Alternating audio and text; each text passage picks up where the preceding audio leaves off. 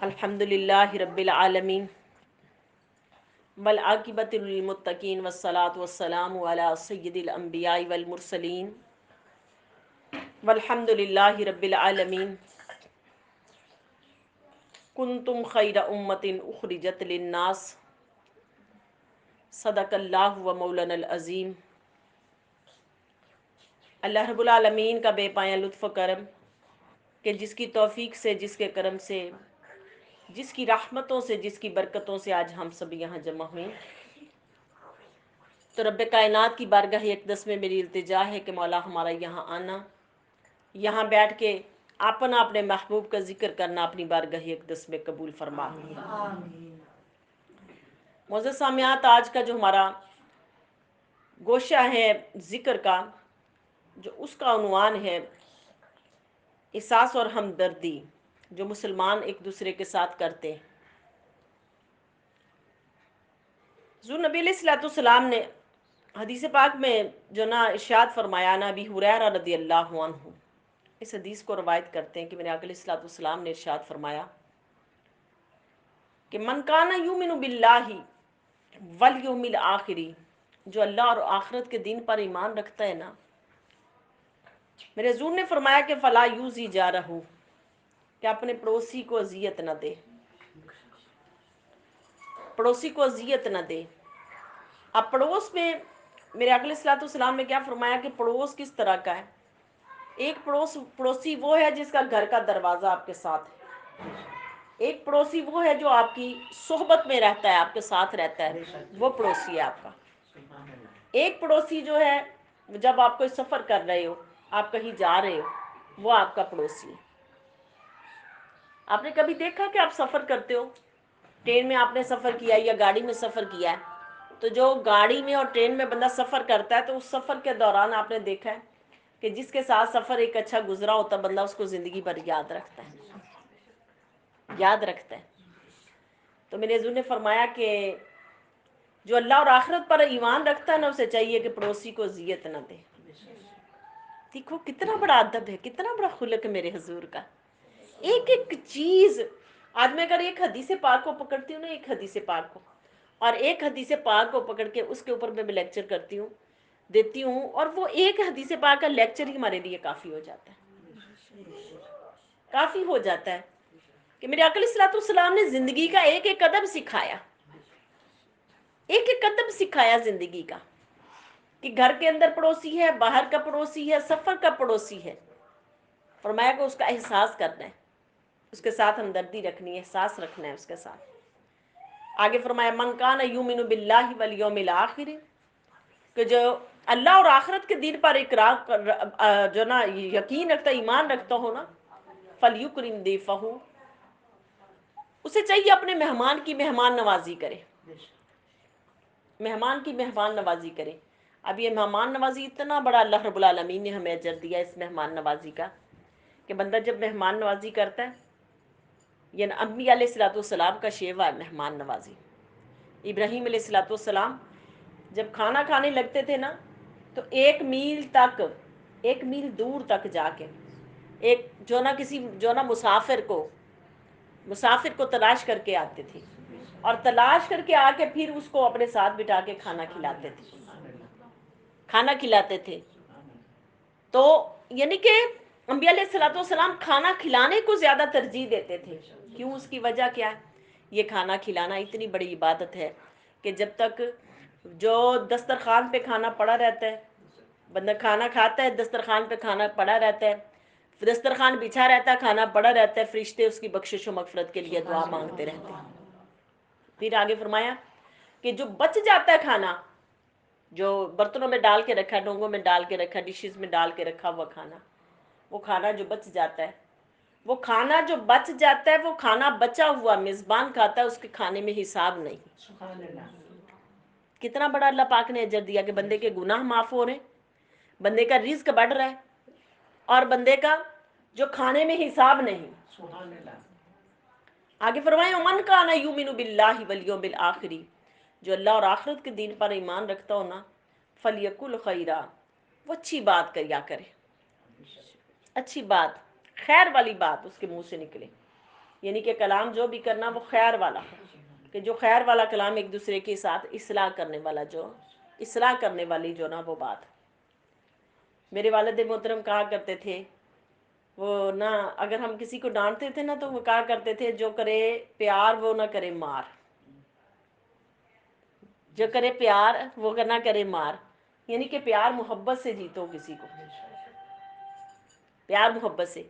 فرمایا کہ پیار محبت کا سب سے پہلا انداز کیا زبان ہے۔ تو امام غزالی رحمت نے اس کے اوپر جو جتنے باب بھی باندھے ہیں نا، سارے زیادہ تر کلام پہ انہوں نے باندھے باب، کلام پہ انہوں نے باندھے کہ انسان کا کلام محبت سکھاتا ہے، محبت۔ تو فرمایا نبی اکرم صلی اللہ علیہ وسلم نے فرمایا کہ اچھی بات کرو، نہیں تو پھر کیا ہے، اولا یسمت، یا پھر خاموش رہا کرو۔ پھر یہ خاموشی بھی بہت بڑی عبادت ہے، خاموشی بھی بہت بڑی عبادت ہے، خاموشی بھی عبادت ہے کہ اس کو یا تو پھر کلام کرنا ہے تو وہ کلام جو دوسرے کو خیر دینے والا کلام، اس کلام کو کر لو، نہیں تو پھر خاموش ہو جاؤ۔ پھر میرے حضور علیہ الصلوۃ والسلام نے ارشاد فرمایا، ان ابی موسیٰ رضی اللہ عنہ قال قال رسول اللہ صلی اللہ علیہ وسلم، میرے اگلے صلی اللہ علیہ وسلم نے ارشاد فرمایا، المومن للمومن کالبنیان یشد بعضہ بعضا وشق بین اصابعہ، کہ نام حضور صلی اللہ علیہ وسلم نے ارشاد فرمایا کہ مومن کیا ہے، مومن جو نا ایک دوسرے کے ساتھ جو نا ایک بنیاد کی طرح، ایک دیوار کی طرح۔ اب یہ دیکھیں ہمارے گھروں کی دیواریں ہیں، دیوار کے ساتھ جڑی ہوئی ہے، اور دیوار کے ساتھ جڑی ہوئی ہے تو اس نے گھر کو کیا ہوا، ڈھارس دی ہوئی ہے، گھروں کو ڈھارس دی ہوئی ہے نا، اور یہ گھروں کو پائیداری فراہم کر رہی ہے، گھر پائیدار بن گئے، مضبوط ہو گئے گھر۔ میرے حضور نے فرمایا کہ جب مومن کے ساتھ جڑتا ہے نا، اس کا احساس کرتا ہے، اس کے ساتھ جڑتا ہے، اس کے ساتھ احساس کرتا ہے، تو میرے حضور نے فرمایا کہ وہ بھی اس بنیاد کی طرح ہو گیا، کہ جس طرح دیوار کو مضبوط کر رہی ہے، اس طرح مومن بھی ایک دوسرے کو مضبوط کرتے چلے جا رہے ہیں، مضبوط کرتے چلے جا رہے ہیں۔ پھر میرے آقا صلی اللہ علیہ وسلم نے یوں ہاتھوں میں ایسے کر کے انگلیاں لے کے، آپ بھی ڈالیں، سنت کو پورا کریں، ہاتھوں کے اندر یوں کر کے انگلیاں ڈال کے میرے آقا علیہ السلام نے یہ عمل کر کے دکھایا، کہ میرے آقا صلی اللہ علیہ وسلم نے فرمایا کہ ایسے کر کے، میرے آقا صلی اللہ علیہ وسلم نے کر کے، کہ دیکھو جس طرح یہ انگلیاں ایک دوسرے کو مضبوط کرتی ہیں نا، اس طرح مومن بھی ایک دوسرے کو مضبوط کرتے ہیں۔ کس طرح مضبوط کرتے ہیں؟ کبھی کسی کا کوئی کام ہے بگڑا ہوا، اس کی اصلاح کر کے مضبوط کرتے ہیں۔ کبھی کوئی بیمار ہے تو اس کو جو نا آسانیاں دے کے، اس کی تیمارداری کر کے اس کو جو نا مضبوط کرتے ہیں۔ کبھی اس کے گھر غربت آ گئی ہے تو اس کی مالی طور پہ معاونت کر کے ایک دوسرے کو مضبوط کرتے ہیں۔ یعنی کہ یہ مومن ایک دوسرے کو مضبوط کرنے والے ہیں، احساس ان کے اندر ہے، ایک دوسرے کو مضبوطی دیتے ہیں۔ اور یہ مضبوطی کس کے اندر؟ یہ مومن کے اندر ہے، یہ مومن کے اندر ہے یہ مضبوطی۔ پھر میرے حضور علیہ الصلوۃ والسلام نے ارشاد فرمایا کہ مومن کی شان ہے کہ النعمان بن بشیر رضی اللہ عنہ، آپ روایت کرتے ہیں کہ قال قال رسول اللہ صلی اللہ علیہ وسلم، میرے آقا صلی اللہ علیہ وسلم نے ارشاد فرمایا کہ مثل المومنین فی توادہم و تراحم، کہ مومن کی مثال اس طرح کی ہے کہ مومن ایک دوسرے کے ساتھ رحم کرنے والا ہوتا ہے، اور ایک دوسرے کے ساتھ رحم کرنے والا، اور ایک دوسرے کے ساتھ جو نا جود و کرم کرنے والا اور رحم کرنے والا، اور ایک دوسرے کے ساتھ باہمی شفقت کا مظاہرہ کرنے والا۔ آگے فرمایا مثل الجسد اذا اشتکا منہ عدو تدا لہو سائر الجسد بالسحر والحما،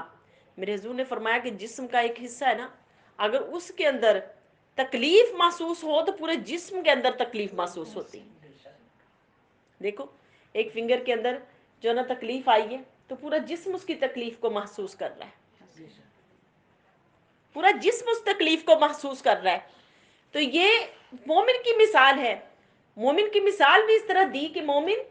یہ آپس میں کیا کرتے ہیں کہ اگر ایک مومن کو تکلیف ہوتی تو وہ دوسرے مومن بھی اس تکلیف کو محسوس کرتے ہیں. یہ اللہ نے مومنوں کے اندر شان رکھی. اس کے اوپر میں ایک آپ کو واقعہ سناتی ہوں، اور وہ واقعہ جو نہ کالج سطح کی انٹر سطح کی یہ کتاب ہے جو نا انگلش کی، اس کے اندر ایک سائنسدان کا واقعہ جو نا وہ بیان کیا گیا. وہ سائنسدان کیا کہتا ہے، اس کے اندر وہ ایک مقالہ لکھتا ہے، تو مقالے کے اندر وہ کہتا ہے کہ ایک وقت آئے گا کہ سائنس جو ہے نا ایک روبوٹ تیار کرے گی. روبوٹ تیار کرے گی سائنس ایک، اور وہ روبوٹ ایسا کام کرے گا، وہ سائنس کہتی ہے کہ وہ روبوٹ، سائنسدان کہتا ہے روبوٹ اتنا اچھا کام کرے گا کہ اس روبوٹ کو ساری زبانیں آتی ہوں گی، ساری زبانوں کا علم ہوگا. تو انسان تو گو کہ تھوڑا سا کام کرتا ہے تھک جاتا ہے، تھوڑا سا کام کرتا ہے تھک جاتا ہے، مگر وہ روبوٹ جو ہوگا وہ روبوٹ تھکے گا نہیں، وہ 24 گھنٹے کام کرے گا. وہ 24 گھنٹے کام کرے گا، وہ تھکے گا نہیں، 24 گھنٹے کام کرے گا. اور روبوٹ جو ہے نا اس کو علم بھی زیادہ ہوگا، یعنی کہ جو جس زبان میں کلام کرنا چاہے گا روبوٹ اسی زبان میں جواب دے گا، اسی زبان میں جواب دے گا. یہ ابھی بات چل رہی تھی تو وہ نا سائنسدان جو نا وہ مقالہ لکھ رہا ہے، اور مقالہ لکھ کے وہ کہہ رہا ہے کہ اللہ کے نظام سے بڑھ کے وہ رپورٹ ہوگا. وہ کہتا ہے کہ اللہ کا نظام سے بڑھ کے اللہ کا بندہ تو بیمار ہو جاتا ہے نا،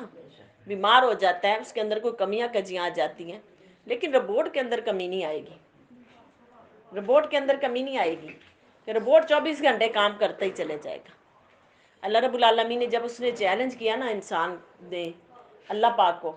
اللہ پاک نے رات کو خواب کے اندر اس کو بندے کو اپنی بارگاہ میں کھڑا کر لیا، کھڑا کر لیا اللہ پاک نے. اور کھڑا کر کے رب کائنات نے پھر اس سے پوچھا کہ بتا اے سائنسدان تو کہتا ہے کہ تیرا روبوٹ بڑا کام کرے گا اور میرا جو بنایا ہوا نظام ہے وہ کمزور ہے، اور تیرا روبوٹ بڑا اچھا کام کرے گا. اس نے کہا ہاں مولا ایسے ہوگا. اللہ پاک نے کہا اچھا. ایک طرف اللہ پاک نے کیا کیا کہ اس کے سارے روبوٹ کھڑے کر دیے جو اس نے بنائے تھے، ایک طرف اللہ پاک نے 4-5 بندے اپنے کھڑے کر دیے،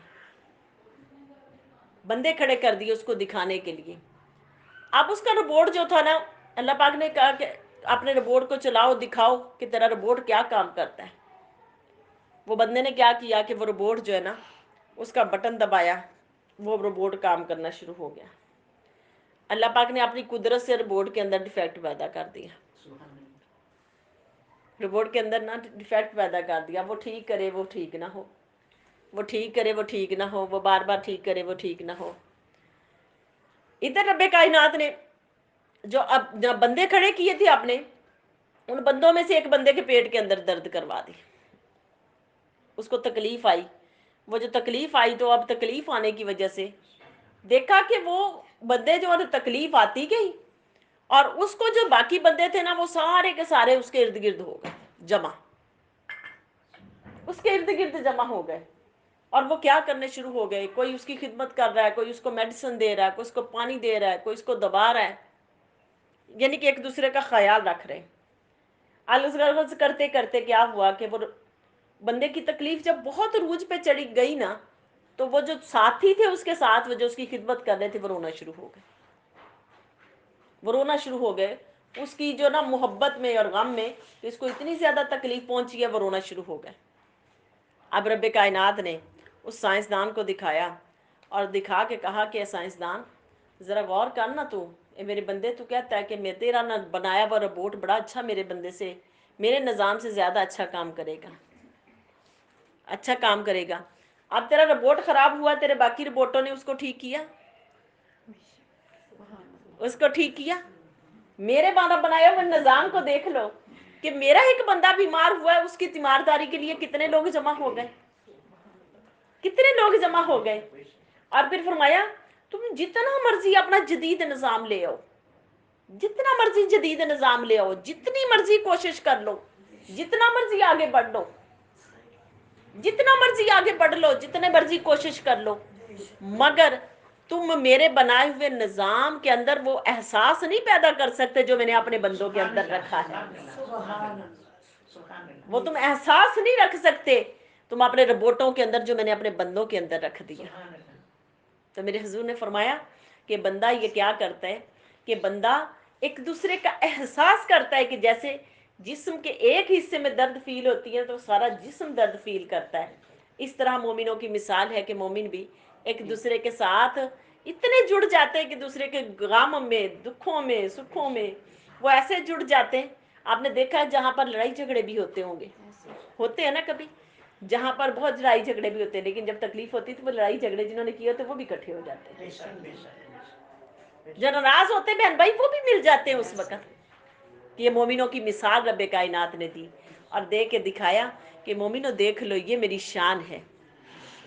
یہ میری شان ہے کہ یہ میں نے احساس ایک دوسرے کے اندر پیدا کیا۔ پھر حدیث پاک میں اگلے صلی اللہ علیہ وسلم نے ارشاد فرمایا،